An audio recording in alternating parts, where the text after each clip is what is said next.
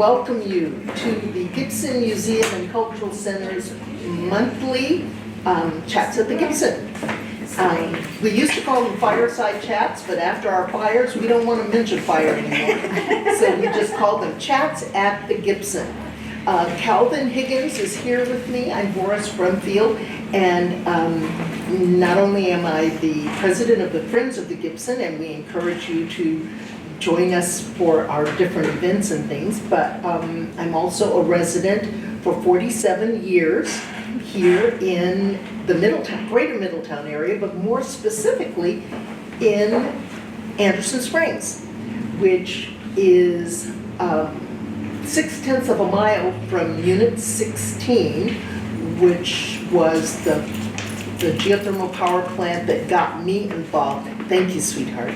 Got me involved in politics, in the community. I mean, actively involved in the community, because having a huge industrial operation located half a mile from your house when you've moved here, because it was a quiet, peaceful area with running water and deer running around and things, it became of concern.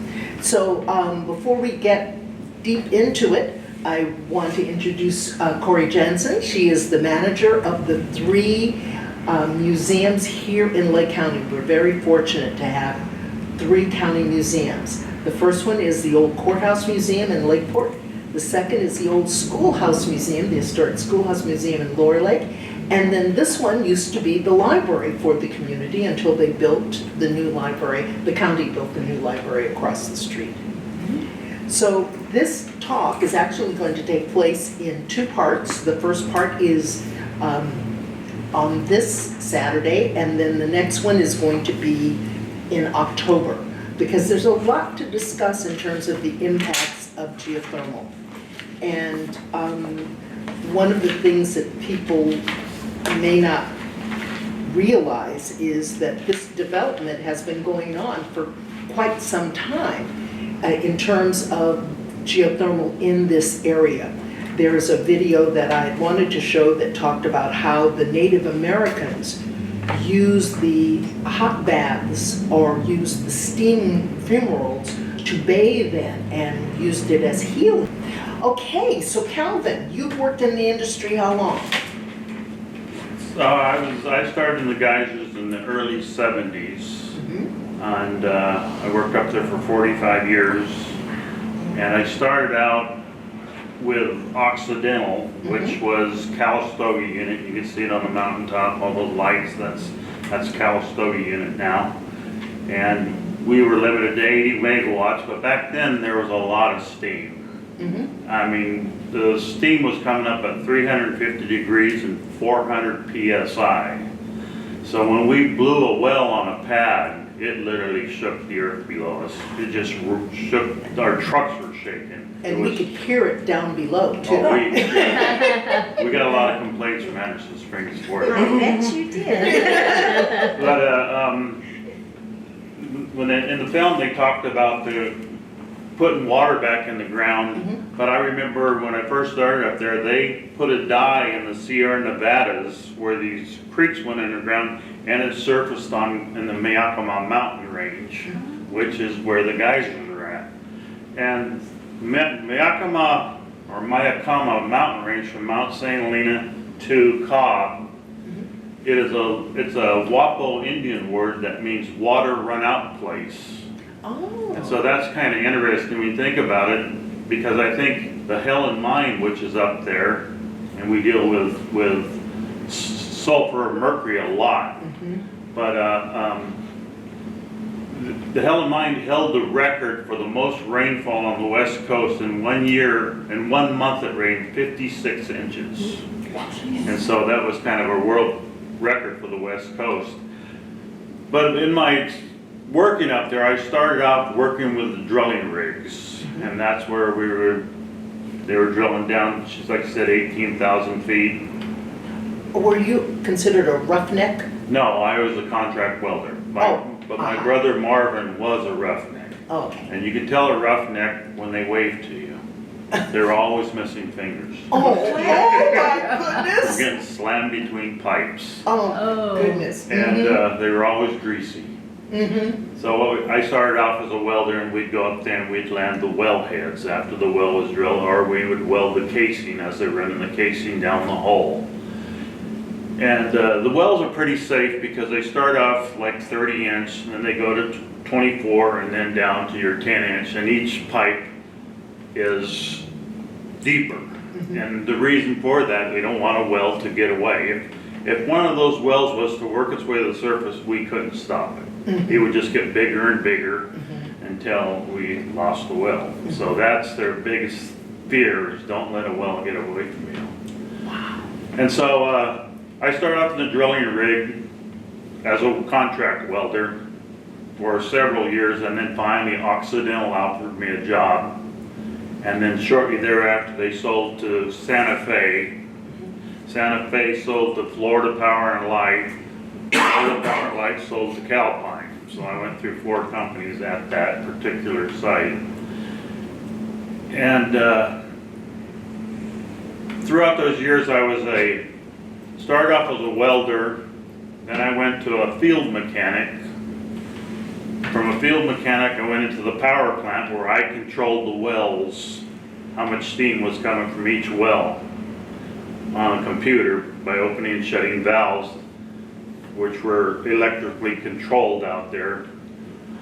And so I can control each well, how much steam comes into the power plant. And I also controlled the water that we made after the steam collapsed to different wells, injection wells. And as Voris would say, and previously, sometimes it would rain really hard. I one time worked an 8-hour shift, and it was evening swing shift, and that 8-hour shift, it rained 10 inches of rain. I had to dump the rain gauge twice. But also, we couldn't overboard off the power plant site.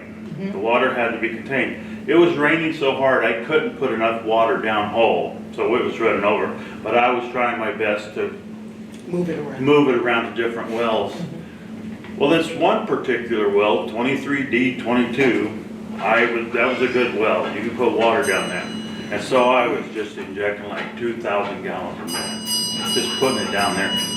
All of a sudden, the earth shook. And I went, oh my God, did I do that? So I moved the wells around and started injecting the other wells. Well, it continued to rain. And so I says, well, back to 23D. I went, I'm doing that. So I called the boss up the next morning and I told him, he says, we're getting a lot of complaints out of it. It's great. Try not to inject into that well too much. But working out in the steam field was quite an experience. You know, we talk about the heat wave we had here. Well, when you're out in the field, you're in the heat, you know, it's 110 degrees, and you're working on a steam line or steam well that's 350 degrees. It was pretty intense. Toasty. And very dangerous. So that was quite an experience. And there was a lot to suiting up, you know. You had to have your hard hat, your safety glasses, your earplugs. So you had your earplugs in, hard hat, safety gloves, and it's 110 degrees out. So it was pretty intense. It made you tough. And so after 45 years, I finally got to retire. I was becoming a geezer at the geyser. And so after 45 years, I finally retired. And it was a very good job. Calpine was a good company to work for, very solid. And kind of miss it sometimes. Mostly you miss the camaraderie of all your friends. Yes. Well, when you first started, or when the industry began, we have a couple of examples of the 5 decades of the development of geothermal. It actually started developing in Sonoma County, and they did a lot of small wells there, and as they learned more, they did a lot of the testing over in Sonoma County. But they found that there was more pressure and more steam as they got closer to the Lake County side, and so they started working their way over to Lake County. Well, this, according to this, they had not had any wells in Lake County as of 1979. Well, that was when I started getting involved, because Unit 13 Yes. was on the Sonoma County side, and that was the largest power plant in the world that had ever built. It was like 135 megawatts. That's what they started out as, 135. And I got involved when they planned on putting in Unit 16, which was 110 megawatts. But that's the one that was closest to Anderson Springs. It was barely a half mile from us. 2 times around a football field stretched out is where they were going to put this power plant. Well, one of the things about the power plants is most of the people that move there, it's because it's beautiful, it's green. And the power plants on the Sonoma County side were all silver. They didn't do any camouflaging at all. They would cut down trees like crazy. And so they improved a great deal in terms of the aesthetics of building the power plants. Also, with Unit 16, I think that might have been the first one with the turbine bypass, that they put a turbine bypass on. So before the wells were computerized, the guys, didn't they have to go out and hand turn them off? Yes, Shut in a well, and they had to do it very slowly because you don't want to slam it shut. You have to slowly. Yes, you have to shut them shut. Plus, you had to shut them slowly, because if you go to the Calpine Visitor Center, you'll see those big valves out front with the wellhead. Those are called WKMs. And we'd actually have to put 36-inch pipe wrenches on there to get them started. And it took probably 50 strokes to get them closed. And as Voris said, Unit 16 was called the Quicksilver power plant, and that was my power plant for the last 20 years. And so the biggest noise that we put out, besides the bypass, which they eliminated finally, was our cooling tower fans. You could hear those blades for a long time. Whoop, whoop, whoop, whoop, whoop, whoop, whoop. And so to minimize those, we would change the pitch of the blades a little bit, hopefully to knock the sound down. But when we changed the pitch of the blade, the cooling tower wasn't efficient enough, because the water coming from the cooling tower, you want to get it really cold because it recirculates and goes back through the condenser. There's a condenser underneath the turbine. So as that steam comes up and spins the turbine, it falls down out of the turbine into the condenser, there's a lot of tubes in there with the cold water from the cooling tower going through there, and that steam collapses really quick to water. And when it does, it creates a big vacuum.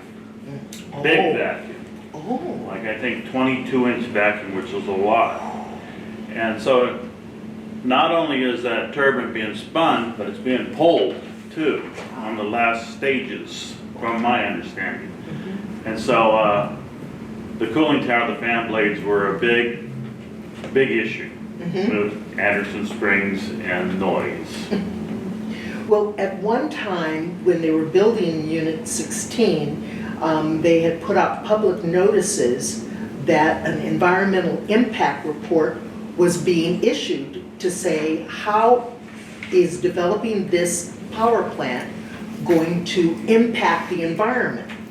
Well, it was the summer, I believe, of 1978 or 79, and my children were old enough to go to Texas and spend time with my mother, and Anderson Springs had a private water company where our water was coming out of 2 creeks, going into some 5-gallon tanks, a metal tank, and then some wooden tanks. I mean, it was really sort of, I'll call it jerry-rigged together, because our community was built in started in 1871 as a retirement, not a retirement community, a summer place where people would come in the summer. So you had a bunch of cabins there. There were very few people that lived there year-round. I would say, what? Very few. Yeah, like 100 people, barely 100 people lived there year-round. And as we had a water master, his name was Robert Bull, and he came by the house and he said, they're gonna build a power plant right on top of us and it's gonna impact our water and blah, blah, blah, blah, blah. And he tried to get people in the community excited. Well, people on Cobb Mountain had already been excited. Hamilton S. and, I can't remember the names, but they created a group called the Friends of Cobb Mountain. And they would go to workshops and they would go to hearings. And at that time, all the hearings were taking place in Sacramento. And so I said, why are you having a hearing in Sacramento for something that's impacting us here we have to drive over 100 miles to Sacramento? That's baloney. So we protested, and then they started having them at Lakeport, having the hearings, the geothermal hearings in Lakeport. It was very interesting because there were people who actually wanted to stop geothermal. Well, I grew up in Texas where we had refineries and things right next to communities, and I believe that you can have industry and communities coexist, but you have to be respectful of one another. And the things that we moved here for, they had to deal with noise. We didn't move here to hear a jet plane continually going off, because that's what it sounded like when the well was blowing. I mean, it was pretty, and it was worse for you guys. It was very intense. For you guys up there. So that was one thing. We didn't want to see them reflected. They had to use matte green paint on the power plants and all the piping, because when you drive down the hill, you don't want to see all these shiny things all over the place. And as Calvin was saying, they have to put berms around all the power plants because of that. We live, 55% of the people in Anderson Springs lived by the creek. I mean, their properties went up to the creek. We didn't want all that stuff coming down the creek. We swim in the creek, we get our water from the creek. And so they started improving life or improving the operation of the industry. Bob Reynolds was our air quality control officer at the time, and he was very encouraging of our participating, the public participating in the development. And our feeling was we didn't want to stop it. We wanted them to be respectful of we as a community. In that environmental impact report, I remember being so insulted because they said, well, the nearest receptors are 0.6 of a mile. And I said, we are not receptors. We are a community of people. You know, I mean, they didn't even refer to us as a community. And honestly, when you're up on the hill, you can't see the 150 homes that were down in the valley. All you see, well, now you can see a little better after the valley fire, but before the valley fire, you couldn't even tell anybody was there. And you have to drive off the highway to get into our community. So from the standpoint of industry, I said, I understand why you all didn't know we were here. But we're here to tell you we are, and you're going to listen to us. Yes. And as Voris said, Reynolds with the air quality, and who was with the water? Don't say anything and it'll come to me. Yeah, don't say anything. Mark. Oh, Mark. Brown was first. No, that was special districts. Yeah. Special districts. Okay, he's gonna come to me, but go ahead. But anyhow, so with the cooling tower, when the steam's collapsed, it's got a lot of what they call non-condensables, which is hydrogen sulfide, sulfur, and so part of the plant is called the Stretford. And so once we condense that steam, we take all the non-condensables out of it and refine it through chemistry to make sulfur. And so you see a lot of bins of sulfur going off the mountain, going to Kettleman City where they're stored now. In the past, they were stored out on Butts Canyon with GII. but that became an issue too because of the groundwater. Yeah, But, so on the cooling tower, the board said we couldn't overboard any water off the plant because of what we call drift. So a lot of particles of water go in the air and come back and land on the cement.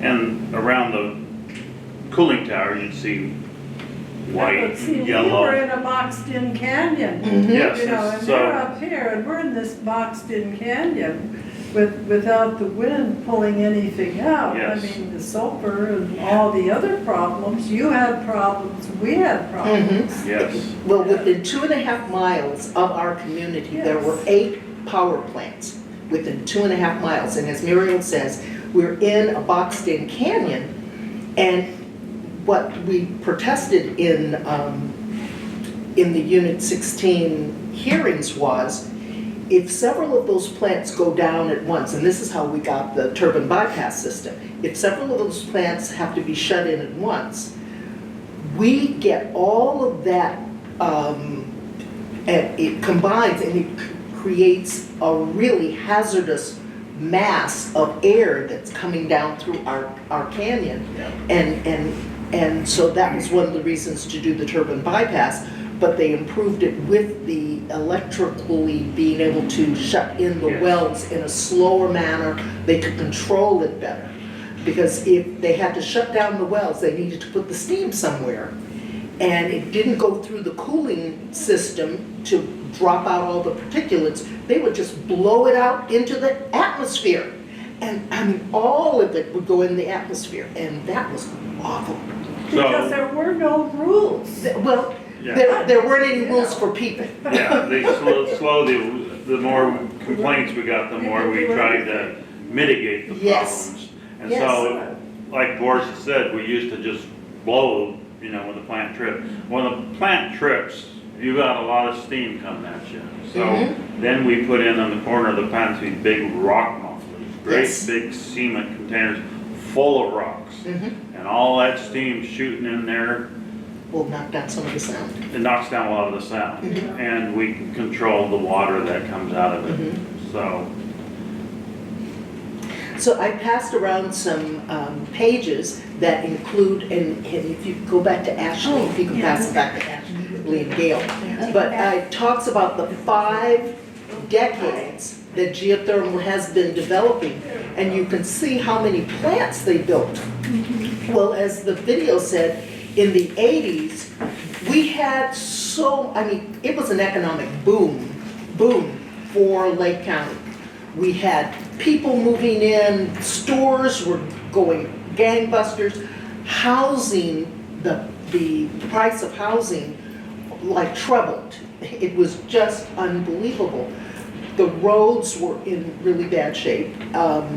As they were developing, they were using Socrates Mine Road, which was a county road, and during the development of Unit 16, the community protested and said, you can't just use this road without helping the county. And so the industry actually paid for the paving of Socrates Mine Road. Also 2 bridges, one on Gunning Creek and one on Anderson Creek. Isn't it Anderson? The other? But it gets to us, it's Anderson. So on Gunning Creek, Hanson. It was Hanson and Gunning Creek. And they come in and create Anderson Creek. But what happened was, on Gunning Creek, a cement truck, you can't believe the condition of those bridges. Cement truck went over the side, above the water intake for Anderson Springs, spilled cement into Gunning Creek. And I'm on Anderson Creek washing dishes, and I'm going, wait a minute, looking out the window. That creek has never been that color before. What in the world is going on with the creek? So that was when I looked up the county and said, where's pollution? There's pollution in the water. Well, all I saw was air pollution, so I called Bob Reynolds. That was when I called him. And he said, well, we'll come out. I said, you have to. We've been here for 5 years, and I've never seen the creek this color. And that was when they found out that the truck had spilled. And as we were protesting or explaining to the industry that we had a community down here. Several of the people, Freeport McMoran, Bill Woods, and there were several other, Harry Bain from Union Oil, and it was Union Oil, but they were developing geothermal. He said, Voris, what do you want? What do you people in Anderson Springs want? And I said, we can want something? Wow. Well, we want our water to be safe. We want to be able to turn on our water and drink it and know that it's going to be safe. This gives me real compassion for the people of Jackson, Mississippi, and where was it in Michigan? What was the place in Michigan? Flint, Michigan, where they had their domestic water with so many corrosive things in it from bad pipes. So I said to them, well, we'll figure out what it is that we want. And so Muriel was involved at that time, where we in the community said, what do we want? What can industry do for us? Provide us safe drinking water. So we formed a community service district, hired an engineer to develop a plan so that we can find out how much is going to cost to provide safe water. And we started out with Red Mollenauer and then ended up with, was it Belgian Race? Or no, No, They were the no. testers. Make it, oh gosh, M Hill, C2M Hill. yeah. Okay, but anyway, so we ended up It's a with. long time. It's a long time. Look, Muriel, it's only 40 years ago. Okay, so we ended up with getting a plan that said how much it was going to cost, and that's when we worked with the county to help us know how to hire engineers, how to go out to bid with contractors to develop this water system.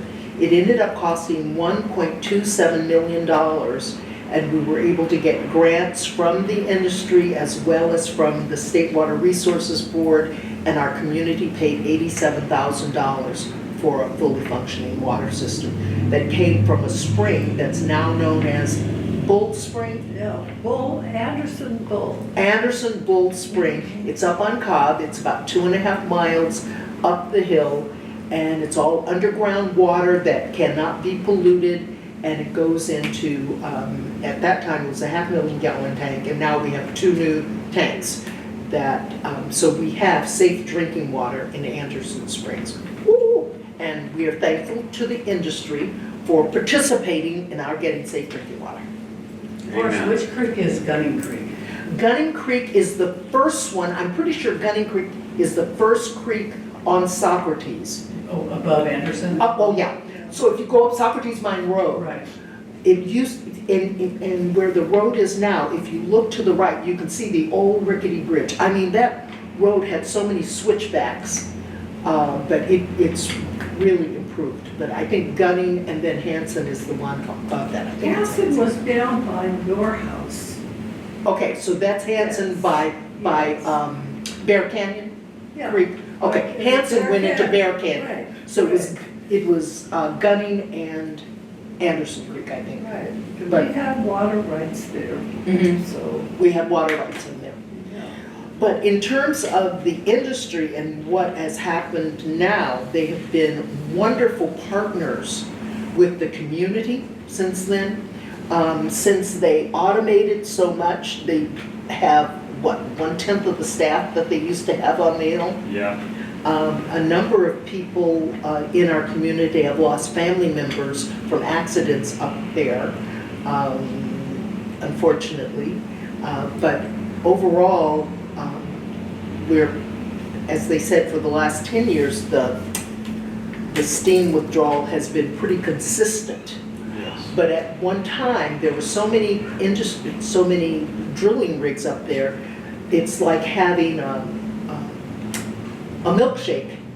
And if you have 1 or 2 straws in there, you know, you can get a good sip of the milkshake. But if you have 15 straws in there and everybody's pulling at the same time, that shake isn't gonna last very long.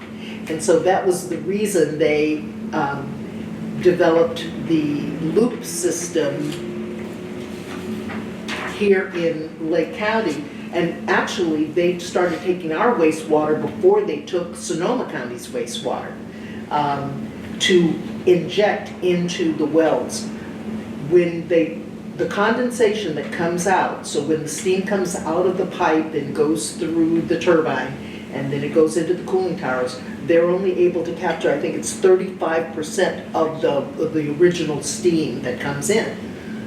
So if you're pulling out of your checking account 35% each month and you're not putting anything back in, pretty soon you won't have anything left. And they actually thought that in the 90s or at the beginning of 2000, as they were pulling steam out, that the geysers would shut down.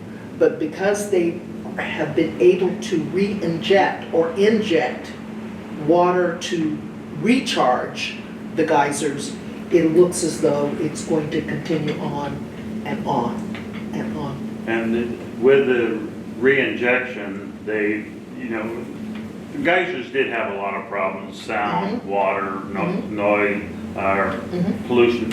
But, you know, with everything, you learn by our mistakes. And so the geysers is very, very safe now. And with the earthquakes that we were causing, we found that no longer inject down to 8,000 feet, inject way up high and let it trickle down. Yes. Which got rid of the earthquakes.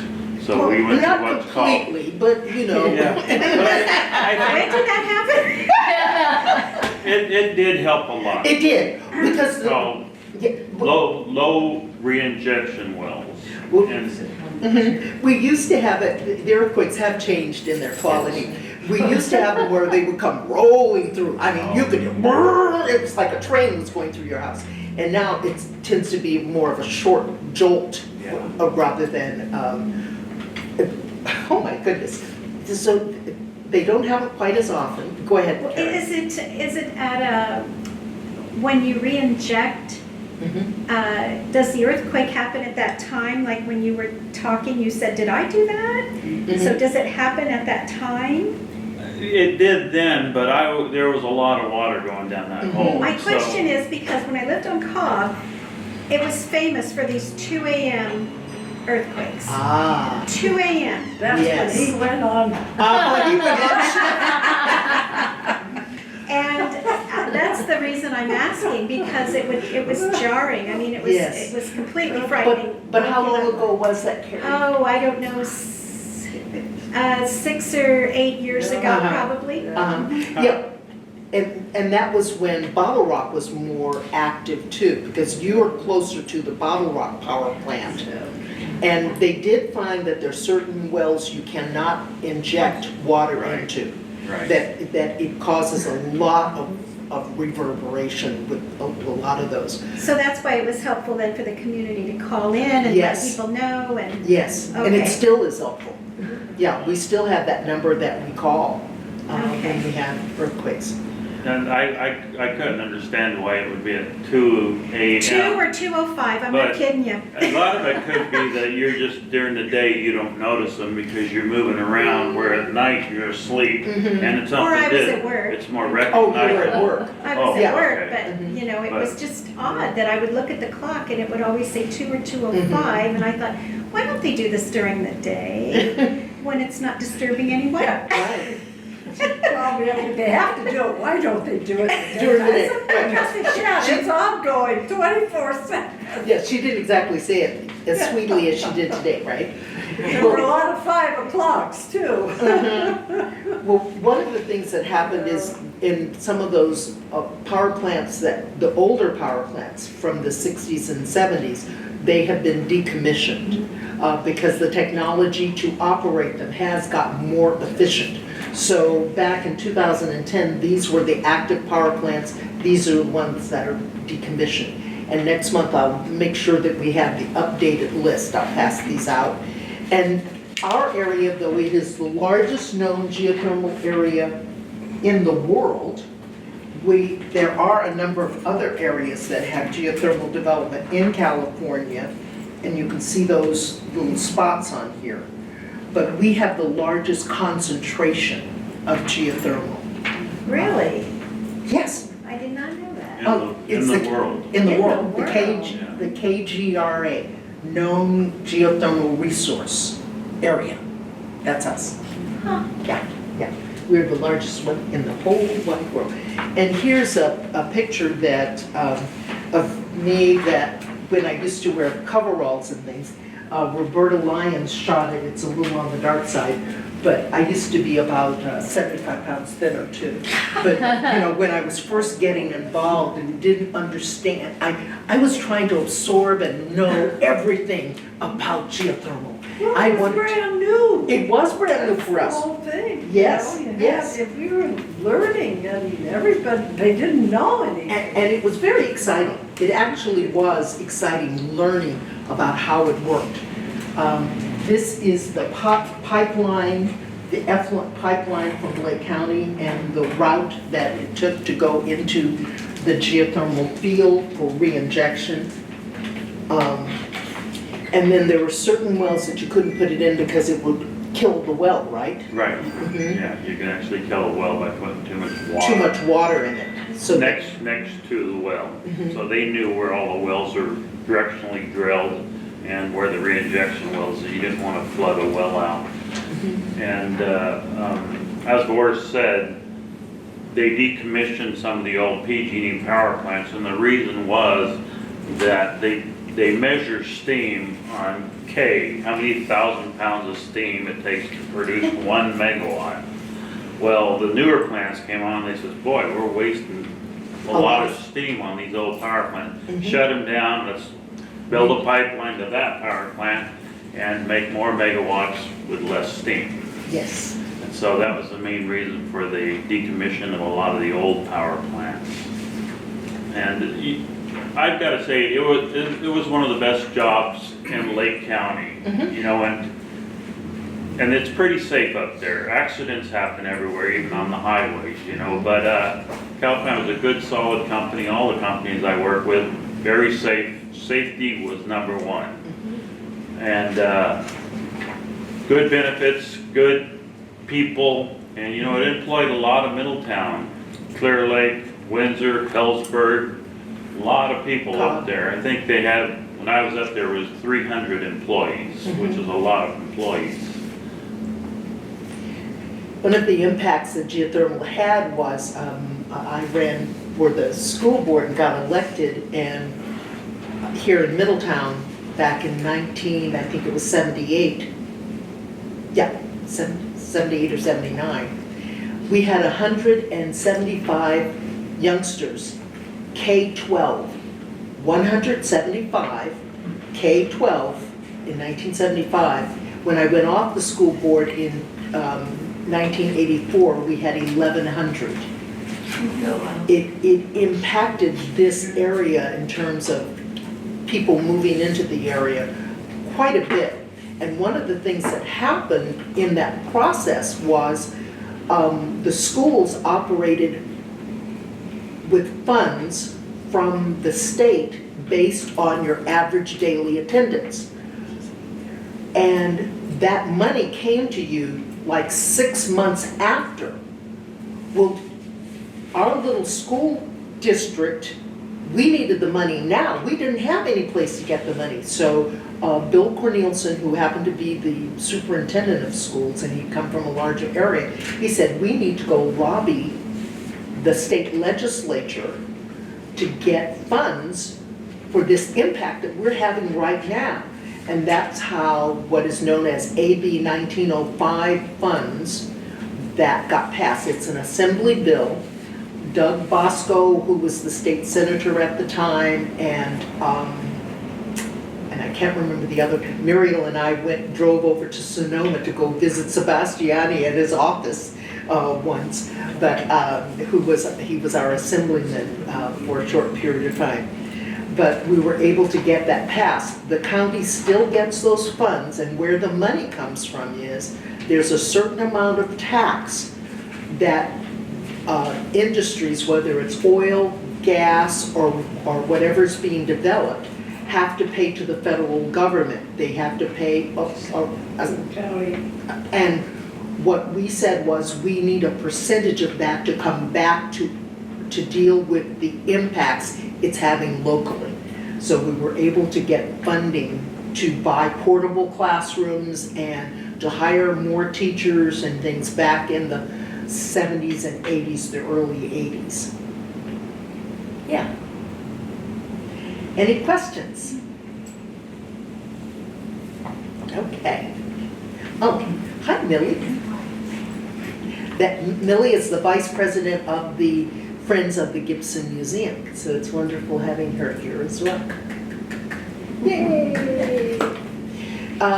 Again, we will return next month. I'll have some updated figures for you, and Calvin may have some more stories to tell you of his work on the Hill and things of that nature. Yes, and I'll do a little more homework, but I hope what I mentioned was interesting, Absolutely. and thank you all for coming. Thank you. Thank you. Thank you. Thank you. Yes. And so next month, on the 8th, Yes. so the 8th of October, we're tag teaming again.